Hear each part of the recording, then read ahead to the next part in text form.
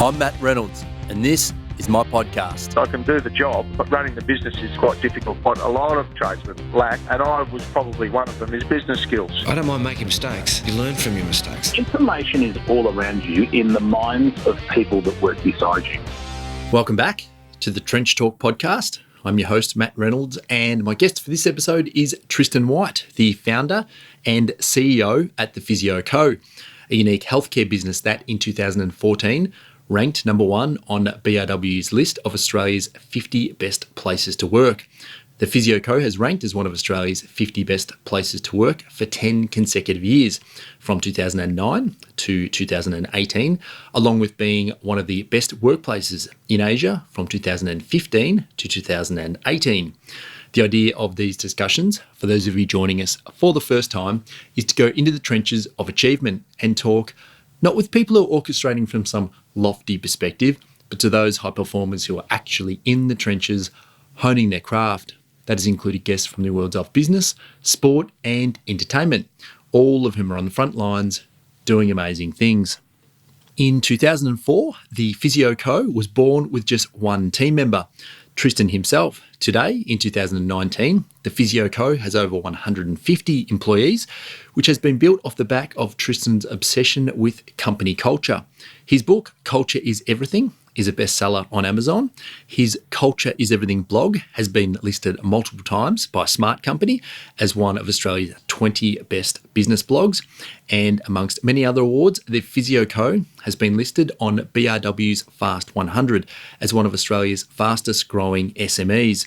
We did jump around a little during this chat, but we covered a lot, including how Tristan thinks about culture, some of the secrets to a great culture, including the reasons why documentation is so important, the Physio Co's business structure and how the team, which is now spread across Australia, communicates effectively, what the first day looks like for new employees at the Physio Co, Tristan's own leadership style, some of the challenges of building a large company, including the event that led to Tristan filling his diesel-powered car with unleaded fuel, how Tristan learned, and of course, much more.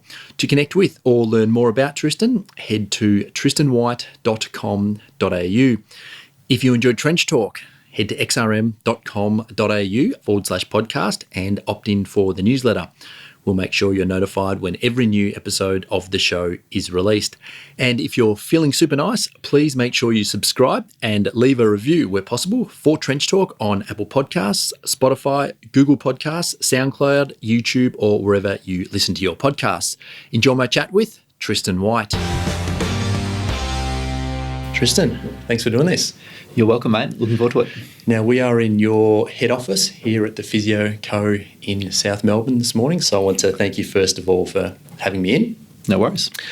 Now, in our conversations to set this up, you mentioned that you were an accidental entrepreneur. Now, the Physio Co is quite a big organisation, so I thought we'd start with how that accidentally happens. Yeah, sure, mate. So, important part of my story is that I'm a physiotherapist. Yes. And so qualified as a physio in the early 2000s and started working in a private practice where I thought my dream career was going to be elite sports and being a sports physio. The dream being to dash out on the MCG and help the mighty Richmond Tigers as needed. That was the early dream. I only did that sort of work for about a year or so in underage elite footy and in sports physio, finding my feet. And I just had this really early head versus my heart challenge. And what I mean by that is my head was telling me that you're on the right path, Tristo, to the direction you want to go. And my heart telling me, I just don't love this work. I really didn't find a great amount of satisfaction from the work I was doing. And I've got so many mates now. I've got a wonderful career in private practice and sports physio, but for me, I just didn't have that fulfillment as to the work that I really wanted to do. And so I had this early pivot in my career to discover what I really liked. And as a physio, Matt, I realised embarrassingly at the time that I loved working with older people. Okay. And I was a 24-year-old recently graduated physio who told the world that, or anyone that would listen, that sports physio, the top of the most sexy part of our industry, is where I was headed. Yes. And then with almost tail between my legs, I discovered that working with older people was what I really loved to do. And so I took a part-time job working at one pretty old, bit tired, and dare I say it, smelly nursing home in the northern suburbs of Melbourne. And that was in 2004. And Matt, I just loved it. And I started working in early 2004. There's one nursing home. By the end of 2004, I was looking about 2 or 3 different nursing homes, 6 days a week. I was dashing around helping these older people and just really enjoying the work that I was doing, the connection I was having with my clients, and really enjoyed it. And from there, I did what I thought was the only option, and that was ask for help. And I started employing some part-time physios from early 2005. And so, in short, in 2004, it was just me. 2005, I started employing some people. And if we flick all the way forward to 2019, there's about 150 of us in aged care facilities, retirement villages, and people's own homes right around Australia. But we're doing the same thing, and that's physiotherapy, helping older people stay mobile, safe, and happy. So what was it about the elite scene that you didn't like, or you expected to love but then didn't? A few parts to it, Matt. I say this now, and this is years in reflection, years later. Yes. But in short, I felt like at the time when working with elite sports people, I was helping healthy people become healthier, and that really didn't satisfy me in terms of actually getting someone from 90% right in their health to the 100% right that they wanted to be, to run faster, jump higher, tackle harder. Yes. That was really important to them, and I get it. It's elite professional sports, but for me, I just didn't feel like I was using my skills to the biggest ability to impact people's lives. Okay. And then moving to the retirement nursing home scene. Yep. Was there a thing that you did that you thought, okay, this is for me? It almost like doesn't make sense, which I know is what you've just explained, but Yeah.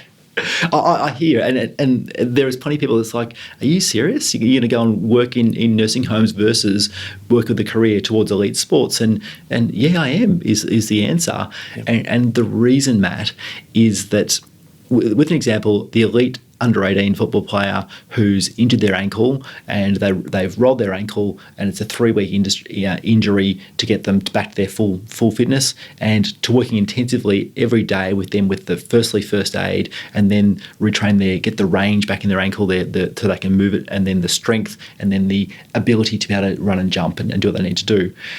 That's interesting for a while, and then when they get back onto the ground and get back to their playing, I felt a sense of relief and pride. By the same token, of course, it's not about me, but this is about what I got from it. Yeah, of course, yeah. But working with an older person, and there's an example of a client who I started working with, a fellow called George, who was in that very first nursing home that I started working at in 2004. And this room, so we're in the Physio Co support office, this room just outside where we are now is called, this room is named after George. We've labelled these, the room we're in right now is named after a lady called Marjorie, who was also an early client that we worked with. But George was a fella, he lived in this nursing home, and he lived there because he couldn't get around as well as he used to. When he stood up, he was sort of bent, he had a bit of a limp, and he also used a walking frame to get around. And George lived in this nursing home, but he had a dream, and his dream was to get out of this bloody nursing home and get back home to live with his wife, whose name was Mavis. And Mavis would walk the 3 blocks or so from their house to this nursing home to visit George every day of the week, and they'd sit there and they'd read the Herald Sun from cover to cover. Yeah. And twice a week, I'd work with George, and I'd help him to improve his strength in his legs, his balance, his endurance to be able to walk. And he was walking towards this dream. And one Christmas, George got to be able to go home from this nursing home, and it wasn't permanently, but for 2 nights he went home. He stayed with Mavis. He had his kids and grandkids around for Christmas, and it was like the biggest reward and the best result that George could achieve at that point in his life. And that, to me, was a hell of a lot more rewarding, and it felt like I was actually making a difference to people's lives, and not just one person's life, but the entire extended family. And by doing that sort of work, that's the difference that I felt like I could make by working with older people as opposed to sports clubs. And at what point did you realise you were in a serious business? Because you said you had a couple of people that came in that first year or so. Yep. There must have been a point where you sort of moved from the hands-on doing the work to a business owner. Yeah, there was. And so, Matt, in those early years, so I was the hands-on, the only person in the business. Yep. And then I started employing some people, and I guess I was trying to do both. I was to be a hands-on physio and trying to lead a team. That's tough, and many small business owners will either be doing that right now or have done it as they've grown, and it's really tough to get there. And I know in the tradie world and also in the health world, and there's many businesses that people do that sort of transition, and it was really tough. And I think I tried to do that for at least the next 2 or 3 years. And I finally made a decision to ease out of the hands-on work to focus on growing the business. And that was a really tough decision because I thought to myself, am I really a physiotherapist still if I'm not actually treating clients? There's a bit of an identity crisis almost that happens, isn't there? Entirely. Plus, I had all sorts of influences in my career, physio mates of mine, and there's this real feeling that you lose, and I use air quotes here, and that is that you lose your skills, your hands-on skills. And I get it entirely, but my goodness, I realised that I can influence and impact the lives of so many more clients by running the business and leading the team well, as opposed to trying to do the treating and the leading the team. And to be honest, mate, I was doing neither of those jobs very well when I was trying to do both of them at the same time. Yeah, too many balls in the air, and entirely. We've all been there, right? Entirely. Yeah, that's right.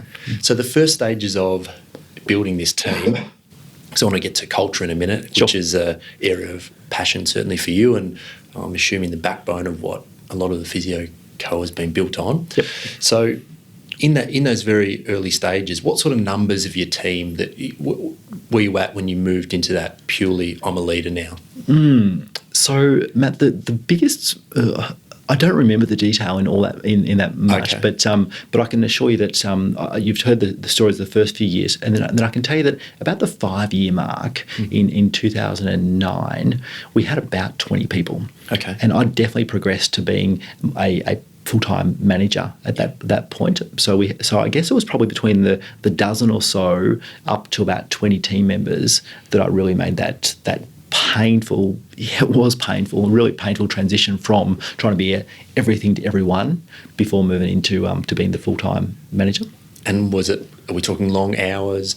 I'm assuming because you're all off-site, you're actually at these nursing homes and facilities, so there's a lot of travel and that involved. Yep. Have I got that? I understood that correctly? Oh, entirely, yeah. So physios all over Melbourne, down to Geelong. And by that point, we were down to Geelong as well, up to Bendigo. I was dashing around everywhere, and if I flick through the history of my then BlackBerry phone thing that I was using, Yep.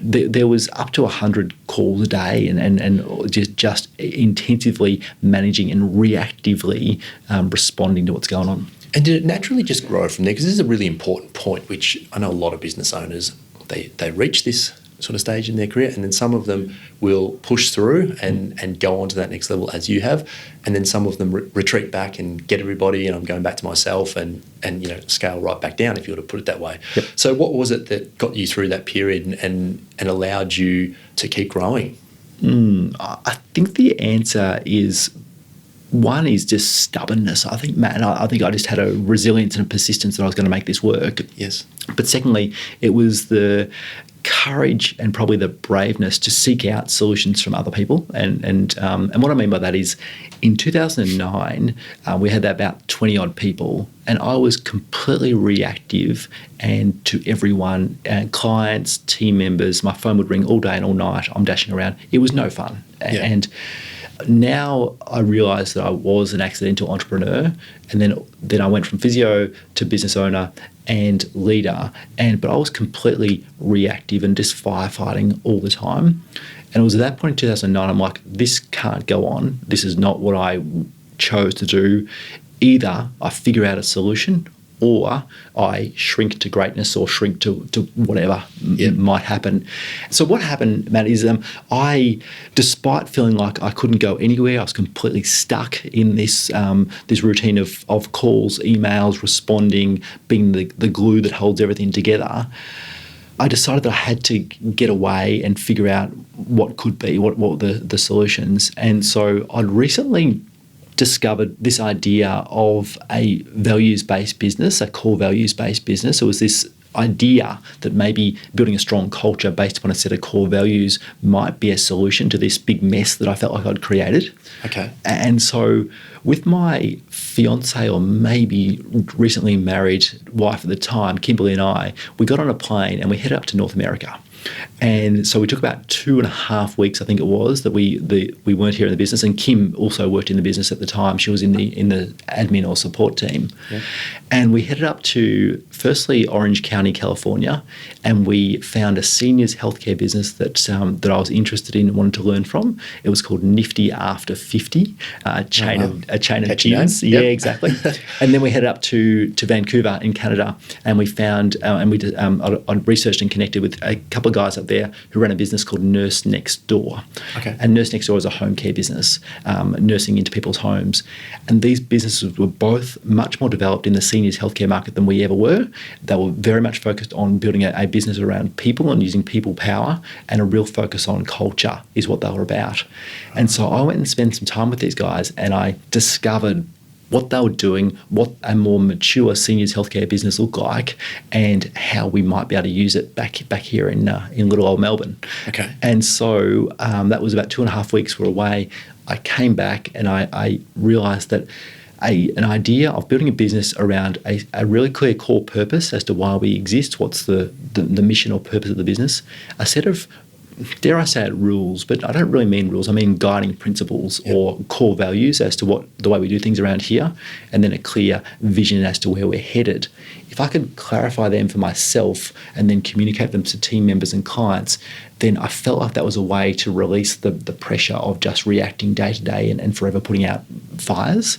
And that was the inflection point that really helped us grow from that small, messy team 10 years ago to where we are now, 10 years on. And was that hard to document that? Amazingly hard. Yeah, it was really tough because I had a vision of it in my mind, but getting that into words and ideas that other people can follow and understand, because my vision, and when I say my vision, that's how I felt at the time. It's not my vision. It's a vision of what the business can become. Yeah. But said vision, it was changing every second week as I kept discovering new things and really thinking where it could head. And so it was the courage to document what the future could look like and then share it with others and then obsessively work towards that vision was really, really important. And how was that initially received in the team at that time? Because if they're used to sort of running around a bit mad like you probably are or you were at the top, was there any resistance? Was it well received? How did that go? Yeah, so not as well as I'd hoped. So, and when I say that is that on a cold winter's night in St Kilda in 2009, we had this little classroom across the road from our office that we'd sort of rented to bring the team together, right. And we'd had a learning event or a professional development event where we did some physio-related training, yes. And then I shared with them this idea of a long-term vision. And my research and what I believe is that a business needs a vision in two parts. They need one, a vision that peers off into the future, that something takes a long time to achieve, so it's like a North Star, yep. But then it needs a shorter term vision of about 3 years or thereabouts, which we can work towards, which is almost like a base camp or a stepping stone towards the longer term vision. Something you can tie your everyday activities to. Entirely, that's right. And so I presented both the long-term 10-year obsession that we spoke about and the 3-year painted picture vision to this team of committed, dedicated, caring healthcare professionals and physios. And after I presented, there was deadly silence in the room. And I'm like, what's up? What's the problem? And the crew were like, we get it and we love it, but how the hell are we going to do it? And that was the challenge. And it was really pleasing to park the fact of how we're going to get there and just commit to this is where we're going to go and we're going to figure out the way to get there and go. So that was the first part. But Matt, we had about 20 people at the time in the team. Yeah. After that initial sort of presentation, if you will, or communication, I then had a one-to-one chat with each of them, yeah. And to really follow up. And the summary is about 17 of the 20 were like, I'm pleased we've now got some direction. It's pleasing because otherwise we just had to call you the whole time and now we feel much more freer and independent. The source of every answer. Exactly, yeah all that. Yeah. And there were 3 members of the team who were like, hey, hang on, what's going on here? The rules have changed. We liked it the way it was, where we made it up as we go. Yes. And that was a challenge for them and it was a challenge for me. But over the next little while, I worked closely with those 3 people, and over time, each in their own timeline, they decided that working somewhere else was going to be more enjoyable for them. Because we were committed to this new set of core values, new purpose and new vision. And because of that, if they weren't aligned to it and didn't work for them, then it would be best if they worked somewhere else.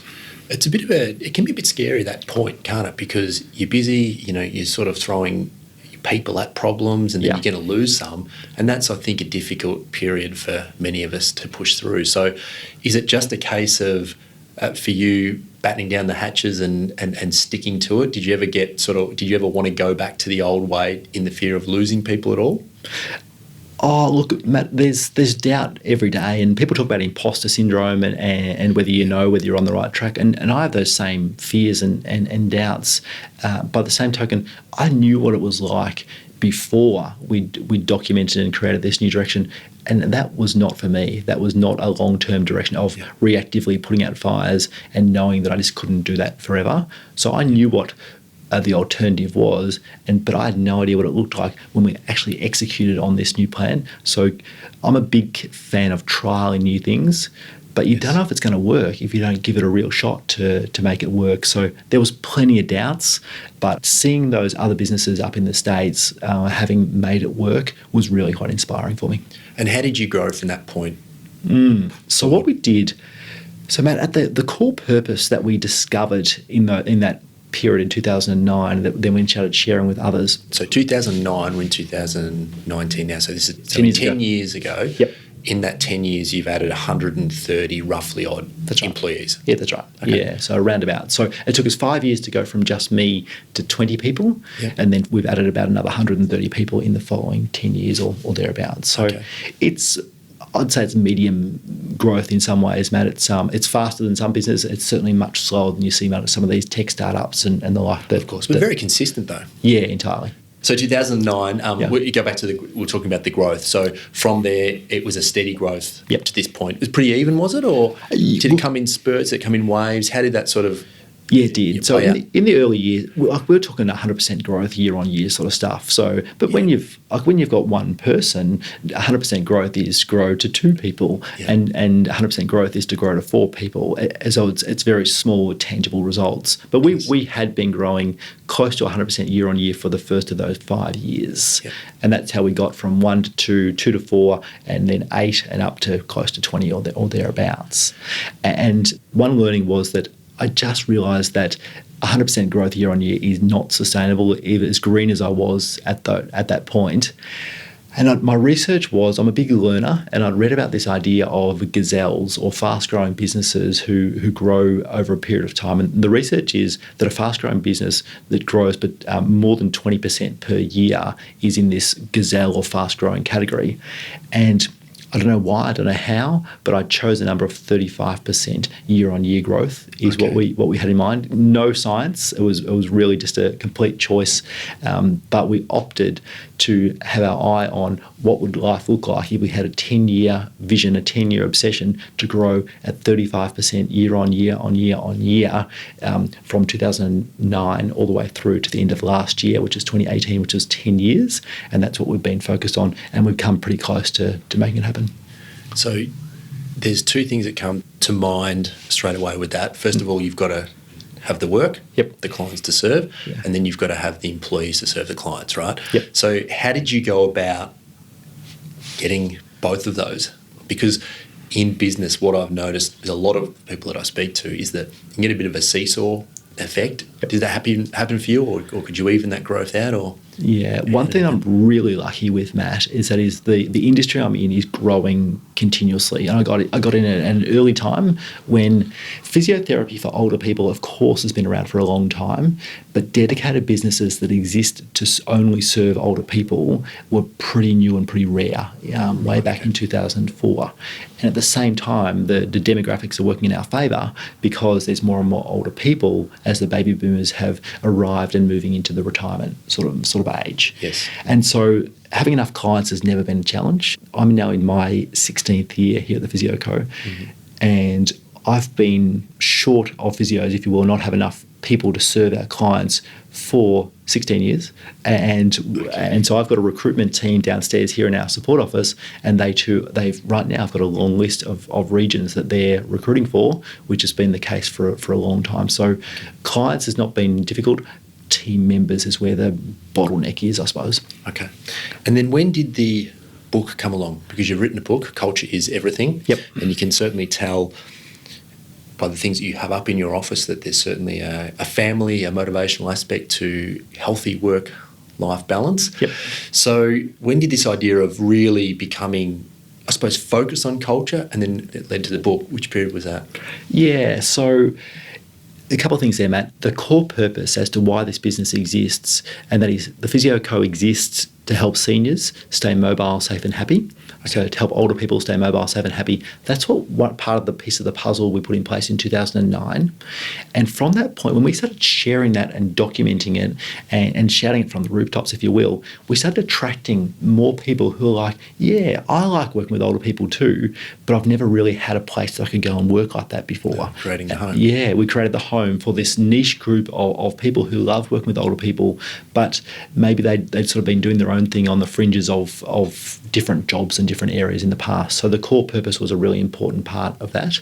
Yes. But again, Matt, 2009 was a critical year of learning for me and for the Physio Co. Yeah. Because later that year, I came across an article in the magazine that used to get printed, not anymore, called BRW magazine, Business Review Weekly magazine. And there was this little ad that said, if you've got a team and you'd like someone to do a survey as to what's working, what's not working, and you can get some feedback from team members, then sign up for this survey and we can help you out.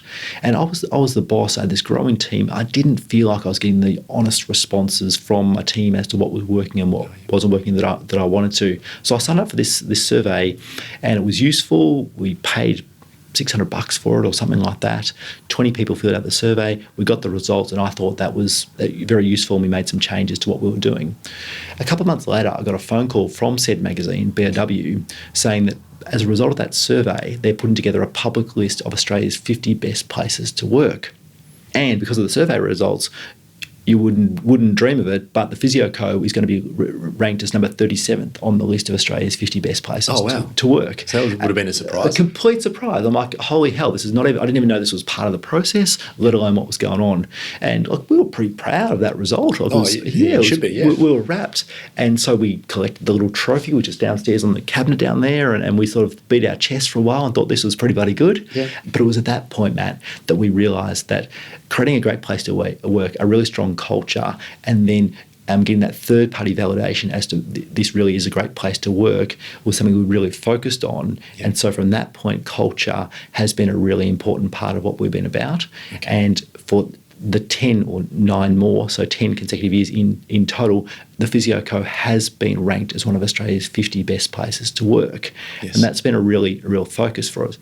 And because of that, people start asking me, how do you do it? And this is where the book comes in, okay. and that is that people start asking, how do you do it? And I usually give them this long, painful, drawn-out response that made some sort of sense to me, yep. But they're like glassy-eyed, like, what the hell is he talking about, sort of stuff. And so that's when I started documenting the learnings that started way back in 2009, what we've been applying here, and I put it into what I used to call the 4 secrets of a world-class culture, and that became a bit of a presentation that I was doing.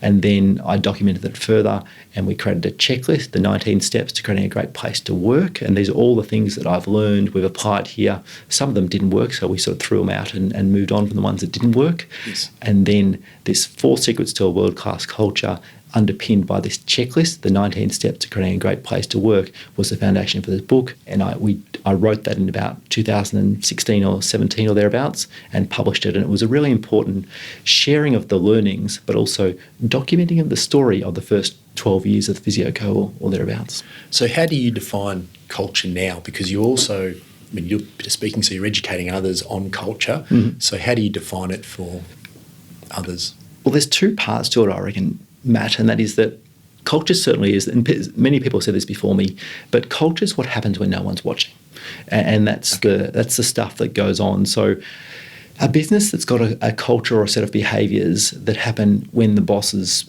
in the office and peering over the shoulders of other people, that's got a different set of behaviours when the said boss is somewhere else, is a really inconsistent place to work and doesn't have a very authentic culture. But when there's just stuff that happens no matter who's doing it and no matter where you're looking, that's when I think you've got a really strong and authentic culture.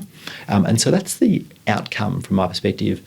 But I think Jim Collins, who wrote the famous book Good to Great, he says best, and a culture really is the sum of your people decisions. And so it really is the sum of the people you attract and retain, and the people that either move on from your business or don't join in the first place is the outcome. The culture is created by the people, and the people are created by the system you've got in place. And how do you measure whether you have a good culture or not? Yeah, there's a few ways. Or do you measure it, first of all? Yeah, firstly we do. So Okay. the answer is we have a rhythm of auditing our culture. Yes. One is this annual Great Place to Work survey that results in the Australia's 50 best places to work. We do that every year. It's a survey of our team that we get significant feedback from. Okay. We also use employee net promoter scores, or ENPS. Yes. It's a regular pulse check, if you will, on team members. We measure various things, but I think an annual bigger survey, a quarterly check-in on employee net promoter score, and they're the data-driven things, Matt, but there's more to it than that, and that is that there has to be one-to-one conversation between every team member and their direct manager or boss on a regular basis. And so we have a quarterly rhythm of one-to-one conversations between our team members and their team leader. Okay. And they're the ways that we measure it over time. Okay. So there's certain challenges that come with changing cultures. Mm-hmm. I wanted to talk through maybe a few examples. Sure. What do you do in a situation where someone is resistant to the culture that you're trying to implement? Do you work with them? Do you move them out respectfully? Do you help them find another job? How does that work when someone maybe disagrees with where the culture's at? I think first things first, Matt, is you get close to that person and in an interested way. I think it's so important that when people are resisting something, in my experience, they've got something to say. And it's really important that we ask them what's on their mind, what's important to them, and why do they feel that what has been suggested is not what they're doing. And really understanding what's important to them is really important. I think it's so critical to be connected to team members.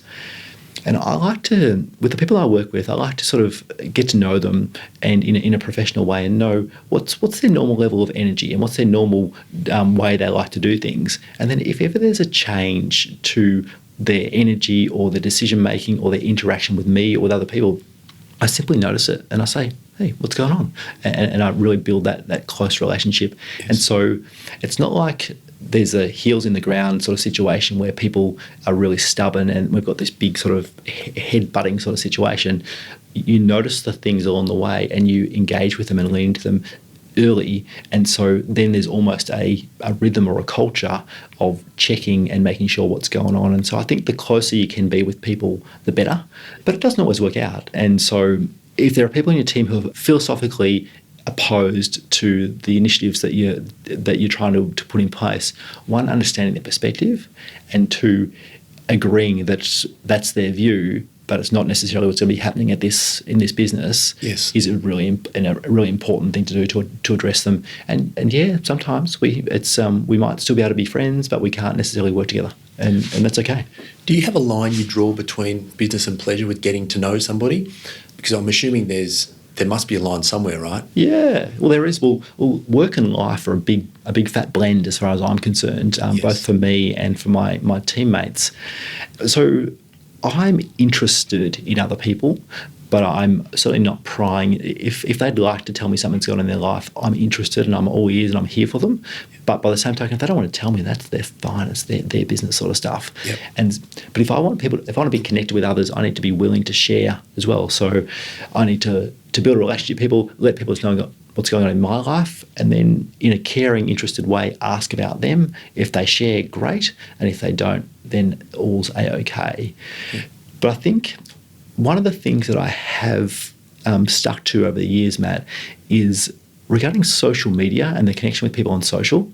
And so as the boss and the leader of the Physio Co, I'm connected on Facebook, as an example, with a fair few members of our team. Okay.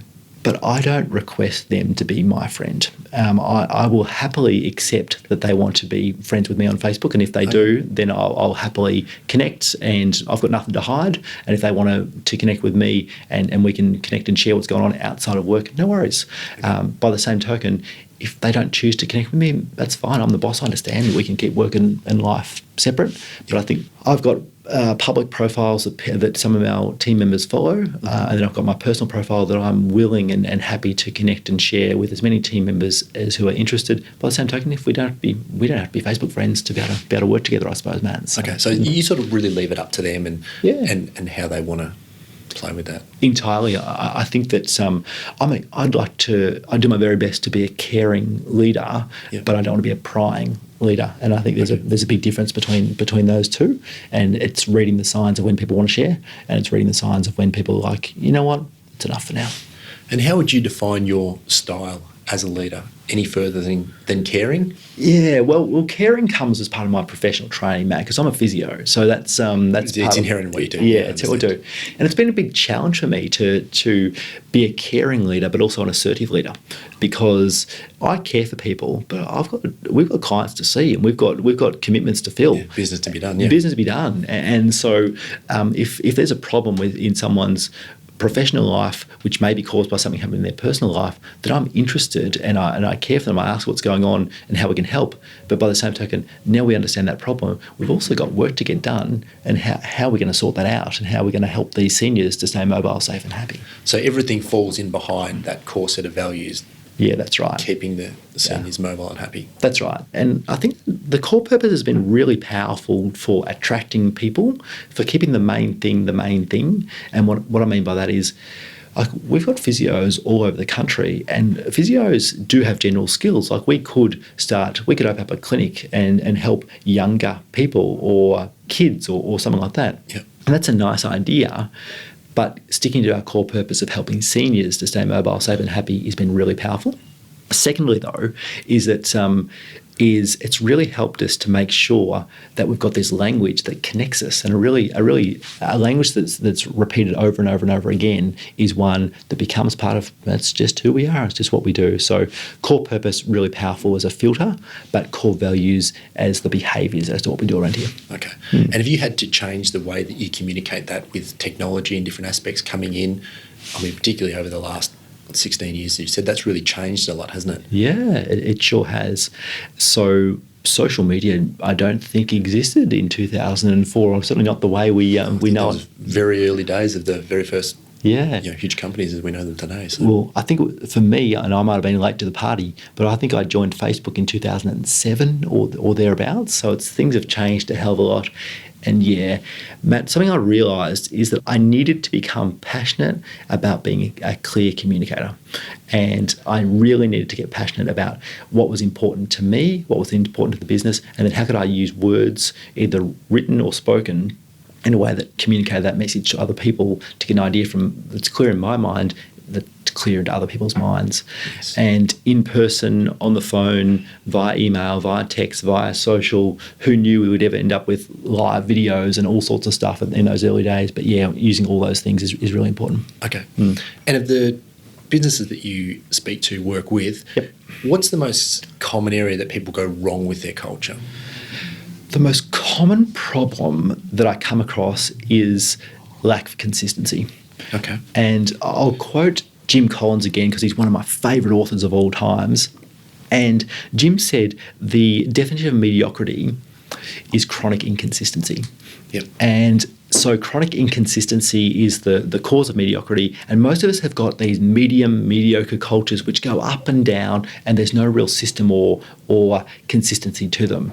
And so very closely tied to the mood, if you like, of the business owner. Yes, entirely. It's amazingly emotional. Yes. And by creating this Culture is Everything is the book that I've written, and it's got a Culture is Everything system. And by putting a system in place, which is a series of rituals or rhythms in a business that are not necessarily linked to the business owner, there are a set of processes or systems that can be put in place. That makes it a repeatable and replaceable system that's not reliant upon any one person. So the answer to your question is inconsistency is the biggest challenge I see, and the way to uncouple, if you will, the link to the business owner is for the business owner to, one, realise that they need to be a clear communicator that emotion's important, but they need to understand the power of the emotion that they've got. Because if they're having a crap day and they communicate in a crappy way, then you end up with a crap culture. Yeah, absolutely.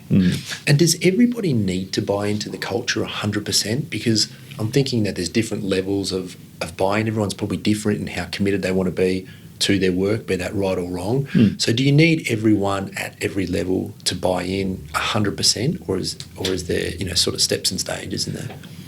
Man, it's like a business owner is always, in my experience, going to give more to a business than what their paid employees probably will. And even though we can have a great culture, a wonderful team who are hardworking, at the end of the day, the business owner is more committed, it's got more on the line than employees typically do. Yes. And I've got some wonderful team members here who work so darn hard, and I'm so grateful for the work they do. By the same token, the long-term commitment over 16 years for me as the business owner is been a very arduous one at times. Yeah. But no, the business owner does need to be committed to the business and the culture. Yes. And I think that there are varying degrees of commitment and alignment, if you will, with the culture from team members. And you need a strong alignment with the culture, but there can be some people who do the right things and they talk the right talk and they commit, but they're not necessarily the ones organising the next social event or something like that. Yeah. There's no total buy-in required at every level, but there can't be someone who is deliberately acting against what you're trying to do. I suppose that would be the line, right? So you're talking about a polluter and someone who pollutes the culture. Yes, that's what I'm talking about. Yeah. And so I learned that term from Tony Shea, who works at a company called Zappos. It's part of the Amazon family. Yes. And he's a big culture zealot, if you will. Yes. And he's big on selecting the right people and inducting them into your culture and helping them be the best they can be. And I completely agree with him. Yeah. By the same token, every new hire needs to add incrementally to the strength of the business and the strength of the culture. But if you add one person who is not aligned and is actively doing things which is the opposite of what you're about, that's the pollution that we're talking about. And very quickly that pollution can happen and have a much quicker and more negative effect than the incremental approach that you've been working on for years and years. And so polluters are absolutely someone we need to try and avoid selecting in the first place. Yes. But if they do find their way into our teams, and it happens from time to time, then that's the job of the management and leaders to act quickly to engage that person. And if they really are a polluter that don't align with the culture, in my experience, understanding them, working with them, but then finding them a new professional home is often the best result. Yeah, of course. And how do you communicate your culture to people? Do you have to take time when they first join your organisation to make sure that they really understand that? Is it a bit of an osmosis effect that they just get thrown in and worked out over time? How do you think about that? There's a whole lot to it, Matt, and so it starts with recruitment. Because it starts with training people so education and training as to what life at the Physio Co looks like, or in any business looks like, before they even apply to work here. So it's really important we share the inside of a business with the outside world in some way. Yep.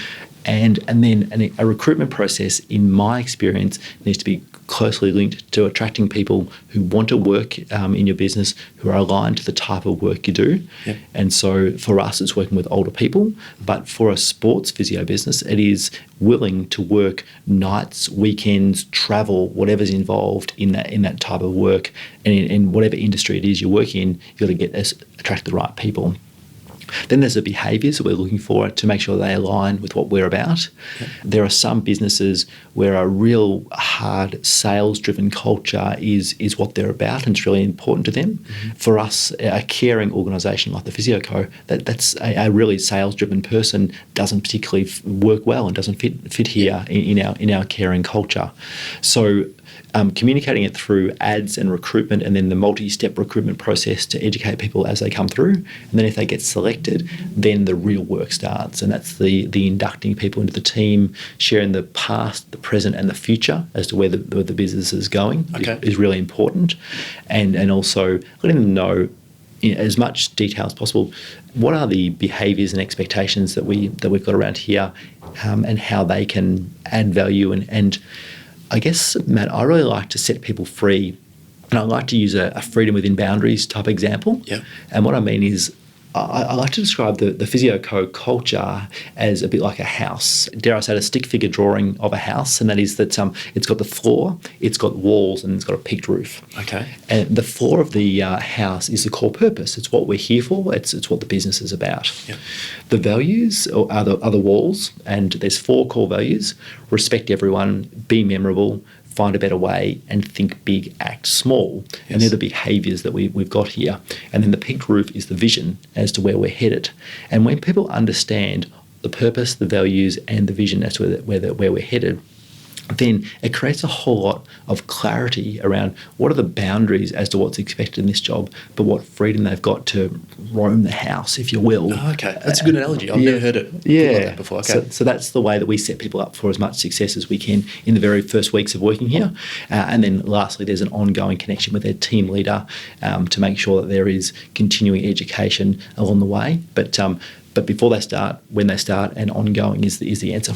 So is it a sit-down sort of thing?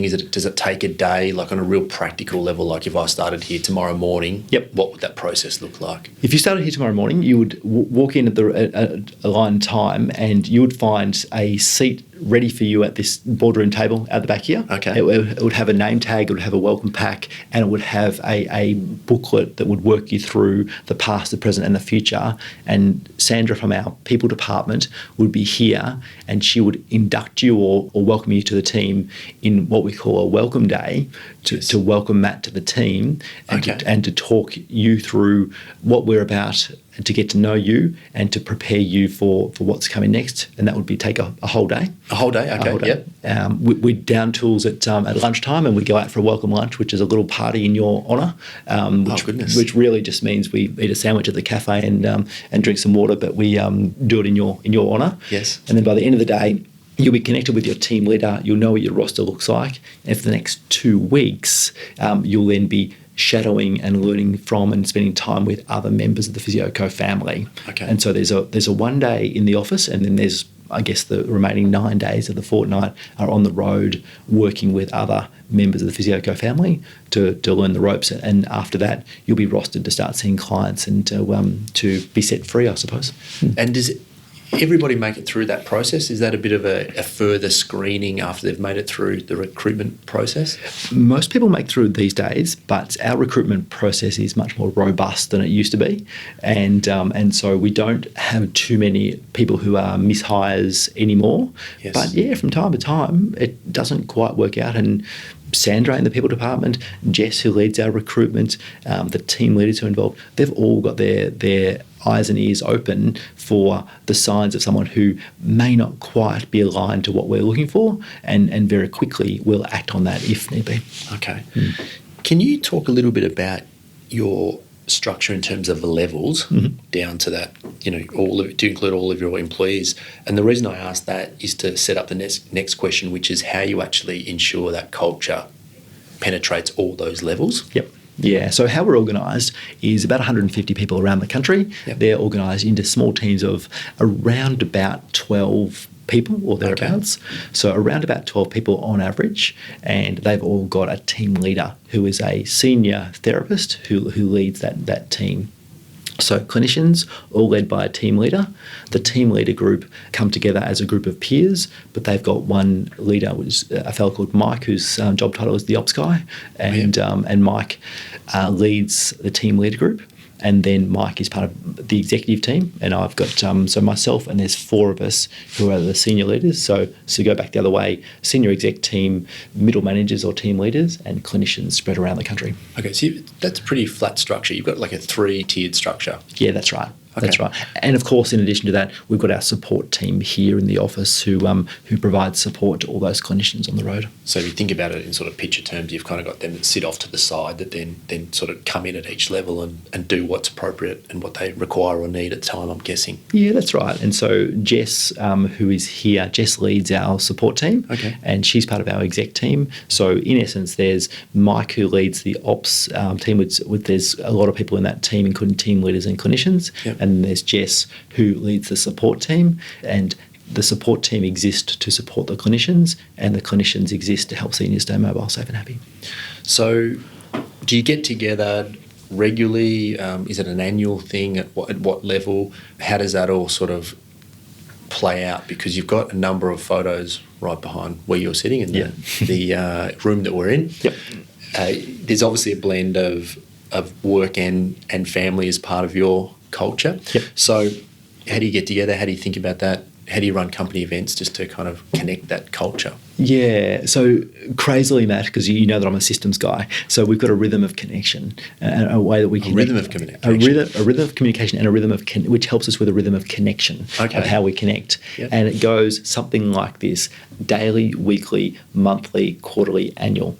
And what I mean by that is every member of the TPC family will have a daily call or meeting with their local team. So said every day. Every day. Okay. Every day. So as an example, Team South Australia is a small team based in Adelaide. Yes. And at 8:48 every morning, as they either have already arrived or they are driving to said retirement village or aged care home that each of them are going to be working at, their phone will ring and they'll be connected to their team leader, and they'll have a quick, short, sharp meeting which connects them to what's going on that day, any roadblocks they're stuck on, any wins that have been happening, and a very quick connection as a group to help them to be connected on a daily basis. So is that called one-on-one or is it as a group? As a group, it's called a huddle. It's almost like a timeout in basketball or a quarter time I love it. A huddle. So there's a daily huddle that happens, and those happen in each of the teams. And right here in the support office at 10:05 every morning,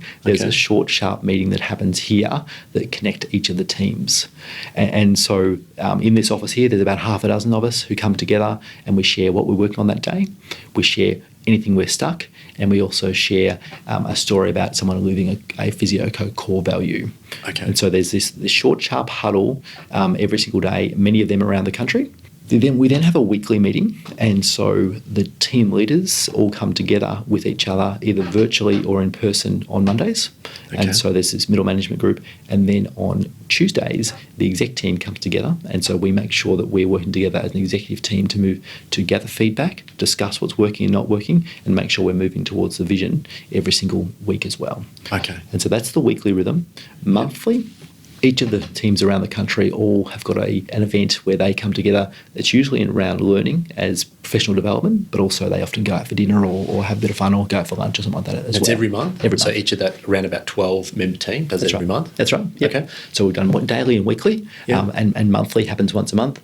Quarterly in larger groups. So here in Melbourne, there would be a group of about 30 or so TPCers from one side of Melbourne, and then another day it would be a group of about 30 or so TPCers from the other side of town would come together for half a day of learning and celebrating once a quarter. Okay. So every quarter. So daily huddle, weekly get-together, monthly learning and social event, quarterly group, which is a bit bigger. Yep. And each of those events is getting a little bit more people involved. Yes. And then annual is we have an event called TPC Swarm, and that's a conference where we all swarm together into Melbourne. We had it last month. We were all in Amy Park, and we had a full day, a conference, a full day of learning, celebrating and growing together. Okay. And that's the rhythm that we, the way we connect, and also we can speak the common language of our culture as well. And is that something that you run? Do you get external people in for? How does The TPC Swarm, you're talking about the conference? Yeah. Yeah, so we have external presenters. We had 2 external speakers. We also had a few partners and sponsors to help us to put the event on. I work as the MC or the host of the event, I guess the link presenter, if you will. Yeah. And so there's a bit of a welcome. There's some speakers on improving our skills as communicators, improving our skills as healthcare professionals, and then there's a big awards presentation at the end of the day to really celebrate people that have been doing some great work within the team, and also to reinforce the direction that we're headed in terms of the vision. And I'm sure the cost of doing these things in terms of lost productivity time and, of course, the cost of putting on the events would come up from time to time. So how do you think about the cost of that? Yeah, so look, in the early days, the cost wasn't as significant. But with 150 people off the tools, it can get very, very expensive very, very quickly. I can understand that perfectly, yeah. By the same token, in my experience, it's much more expensive to have disengaged team members or people who are off doing their thing in a less connected way, which may not be aligned to the type of work that we're looking for, and they may well be off the tools, if you will, for a period of time for the conference. Yeah. But hopefully that's the idea is, and our research says that it works, is it re-inspires, it realigns, and when people are back in the job, they're connecting with their clients, they're getting great outcomes, and they're helping us to grow the business because of they're clearly communicated and engaged and recognised. You're making much better use of the time you're actually spending with your hands on patients. Entirely. And that's what kind of fuels that. It's expensive though, Matt. It really is. By the same token, it's very, very expensive to find and train new people, and therefore, in a way, to connect, align, and retain people over a long period of time. There's a real value in it. How big is the gap in skills when you thought when you first started this business to what you are now? Mm-hmm. Because you had you say an accidental entrepreneur, but you did have a plan after that sort of initial stage, right? So how big, if any, is that gap in skill set that you... From me as an entrepreneur, is that what you mean? Yes. Yeah. A lot of times you see businesses outgrow the owner. Founder, yeah. It's sort of not as common, I don't think, to have the owner outgrow the business in some ways, because they normally leave and go into something bigger if that happens. So that's the reason for the question that Yes. So I'm 100% committed to the idea that to grow the business, I need to grow myself. And so I've almost felt like I have to grow myself and my skills at a rate which is faster than what the business has to grow. Yes. And I've been committed to that for a long time. But there's been some roadblocks and some bumps along the way, because not only do I need to grow myself, but then I need to make sure the people that in the team are coming along the journey with me. And I'm talking about my executive team, the middle managers and the clinicians as well, all growing the skills necessary. And so I think the biggest one, Matt, is that, look, yes, my skills, I've learned new things in all sorts of parts of the business, including managing the finances, managing people, marketing, all those skills that are necessary. But I think the one thing that I've realised more than ever is that the self-awareness that I need to have of the impact that I have on other people. And because if I've got amazingly talented people in this team, and if I'm aware as to what I'm asking them and aware of the way I'm communicating with them and aware of what their skills are as opposed to my skills, then I think that I can ask great questions which will help move them to achieving things that will help us move together as an organisation. So the answer is it's a huge amount from way back when to where I am now. There's been a whole lot of learning mistakes. My goodness, the amount of mistakes and sleepless nights that are painful, but they are the journey and the experience, and I wouldn't be where I am today without them. But I think the awareness of myself is probably the thing that I think is most significant. Okay. And can you talk maybe just a little bit about one of those really tough periods, because we all have them in business, right? Yeah. And sometimes it's easy to see others in business or on social media or whatever and just think that, boy, they've got it easy. But I think in actual reality, there'd be very few business owners that do business to any sort of degree that don't have a few sleepless nights along the way. I'll tell you a couple of quick stories, Matt. And so the first one is the 5th-year struggle, and we've already been through that. When we had about 20 people, I was amazingly reactive, and that was a really stressful and unpleasant time in my life. Yeah. I'm really grateful that I was able to find a way to navigate that. Yeah. Another really tricky time in terms of the team and the culture was that we've grown significantly over time, and we've got some large agreements and contracts with groups of nursing homes and aged care facilities around the country. Okay. And there was a difficult time a few years ago when we broke up with one of our clients, and there was a great alignment at the start of the relationship between our core purpose and theirs, and building this service to 40 odd nursing homes around the country. But over time, we stuck to our vision and purpose and kept moving in the same direction. But there was a bit of a change of ownership and a change of what was important for this client, and it got to the point where we broke up. It was their choice to break up with us, and that was a hit to our ego. But my goodness, to then work through that and communicate it to our team, to make sure that Physio Co was secure in terms of finances, in terms of people, and sadly, some people decided to go and work somewhere else at that point in time. And that was a really tough time as we got a little bit smaller. We had to realign ourselves and figure out how to get through. We were used to growing, and then this moment of getting smaller again was a hit to the ego, was a hit to all of our skills, and it was a real moment of focus. Okay. And one other very teeny tiny little story, Matt, is I don't know where this was along the way, but we'd been existing hand to mouth for a long time, cash in, cash out, not a huge amount of profit, and investing any profit there was into future growth, which continues to be the case. Yeah. But there was one year where we got to a point and we'd actually made a little bit of a profit, and I was very green in my business owner years and very green in my understanding of finances and taxes and the like. And the financial year finished in end of June, and I got the financial results, and there was a small profit, which was more than we've ever had before, and I was feeling pretty pleased with myself. And then about a couple of months later, I got a note from my accountant to say that our finances had been completed for the year, and we owed $70,000 of tax. And that was $70,000 that I didn't have, and that was $70,000 that I was not expecting and I didn't understand. But of course, when you make a profit, you pay tax, and that's how this country works and how many countries work. Indeed. And I got that message one afternoon, and I was driving my car home, and I was so stressed by this situation. Where the hell am I going to find this money from? This money we don't have, a bill I wasn't expecting, and something that would really stuff me up. And I pulled into the servo to fill up my car with fuel. I was driving a car that required diesel fuel, and I put unleaded fuel in the tank. Oh, goodness. That's an expensive mistake. That was an expensive mistake, yeah. That a couple of times, yes. So I was so stressed and so distracted by this situation that I put the wrong bloody fuel in the car. Yeah. I noticed it before I started the car, and so I then had to get it towed by the RACV, and it was a really painful and stressful existence. But I guess I just share that little story, is that was a major stuff up from me in a personal sense, but it was affected by not managing my emotions by this situation that happens as a business owner, and that's really tough. And yes, I might run a business that has won these awards, and I might share these stories about what's worked, but there's a whole heap of stuff that just hasn't worked, and there's plenty of stories like that, I suppose, Matt. And you're never afraid yourself personally or as a company to try new things? Is that part of your culture, just to...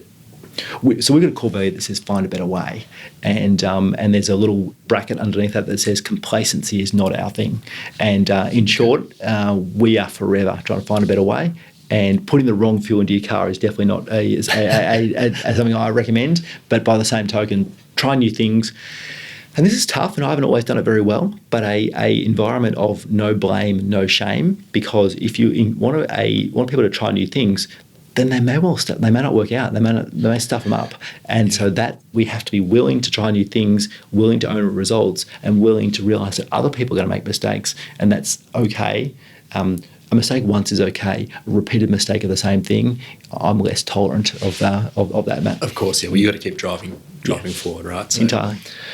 You promote working from home. Yep. Is there a specific reason that you're a supporter of that environment? Yeah, there's a few reasons, Matt. There's a few reasons.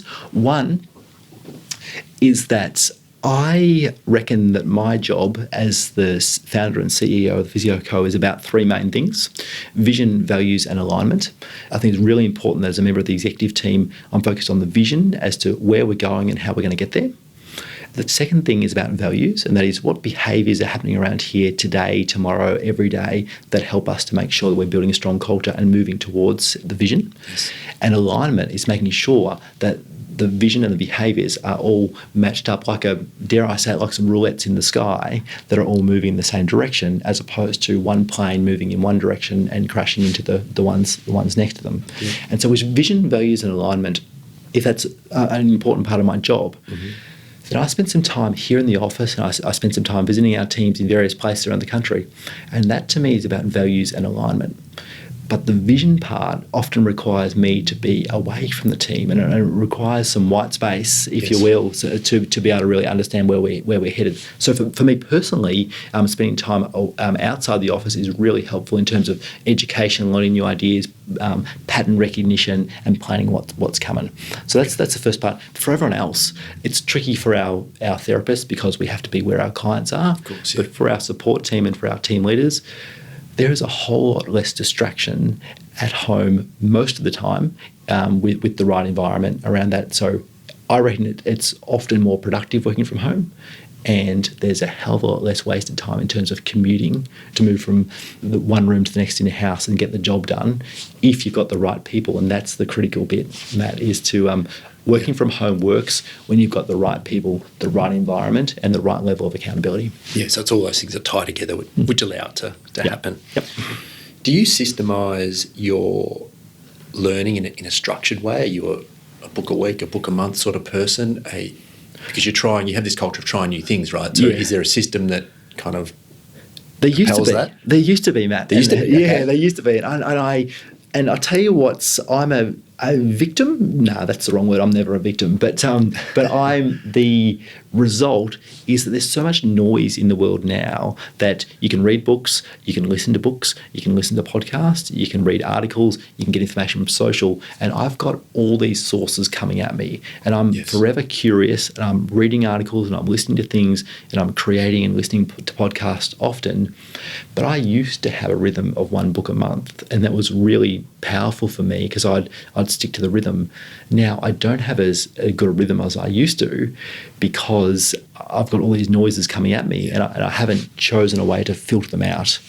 Having said that, for the last 12 months, I've been creating a regular podcast of my own, and that in itself is an amazingly powerful learning because I get to spend time with people like yourself and with other entrepreneurs and leaders, and by researching them, interviewing them, recording, and then sharing those learnings is a really powerful way of learning myself. I actually feel for myself a very similar thing too. You know, we were just talking before we got started about kids and the effects it has on how you work and what you do and all that sort of stuff.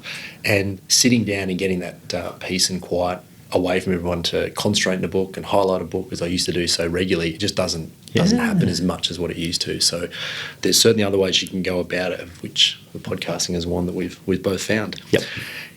If you could, just a couple more questions and then we'll wrap this up, because I want to be respectful of your time, Tristan. If you could click your fingers and have it all done, where do you sit in 10 years in terms of Physio Co? In terms of Physio Co, look, I am so committed to the Physio Co.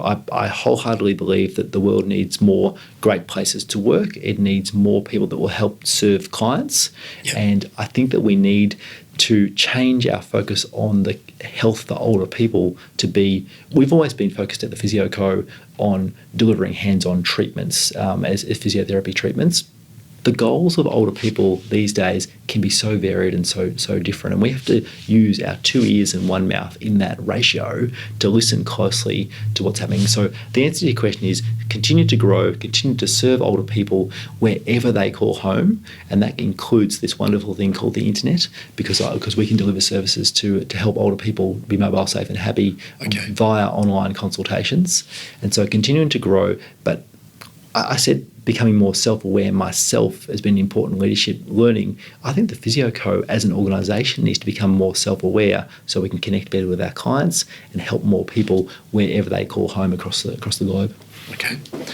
A question that I do ask everyone, if you could have one law changed or implemented, what would that be? Yeah, I'm not big on laws or policies or procedures, Matt, so this is a tough question for me. It seems like in business you are, though. Yeah, well, I am, but I like them short and sharp. I really like things in a freedom within boundaries type of thing. And so, you know what? I would love there to be a law, something around communication. I reckon the world would be a better place if we all had to learn how to be better listeners and be better at communicating with each other. So I don't know if that's a very good law to suggest, Matt, but something around that, because I'm an accidental entrepreneur.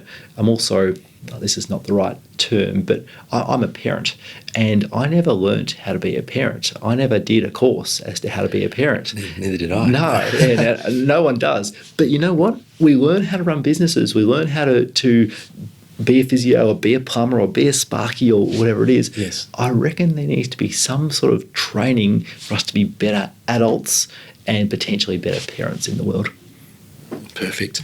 I just want to go back to one before we finish. The times of those meetings, 8:48 and 10:05, I think it was. Yep. Is there a reason for those exact times? A couple of reasons. We've got a core value that says be memorable, and 8:48 is much more memorable than 9 o'clock.